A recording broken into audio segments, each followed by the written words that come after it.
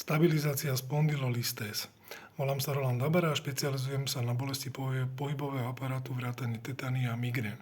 Všetky informácie nájdete na www.masažnaterapia.sk.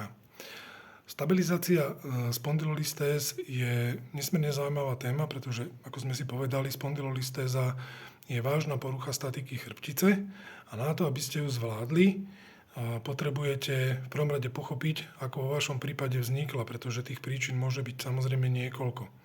V žiadnom prípade vám nikto spondylolistézu nenapraví bánkami, ako som kdesi zachytil, a radšej to už nebudem ani komentovať. Je to tak závažná porucha statiky, a väčšinou je to dôsledok veľkého pôsobenia strihových síl v chrbtici a dlhodobého pôsobenia, čiže nevyrieši sa lusknutím prstov a rozhodne nie tým, že vám niekto niekde priloží banky.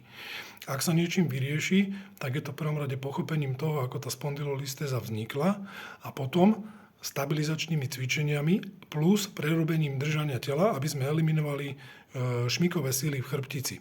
Tu je však veľmi otázne, do akej miery sa toto podarí, pretože každá jedna spondylolistéza má vlastný individuálny ontogenetický základ. To znamená, u každého vznikla trošku inak. Čiže na to, aby sme ju dokázali zvládnuť, potrebujeme v prvom rade s tým človekom prebrať kompletne celú anamnézu a potom na tom pracovať.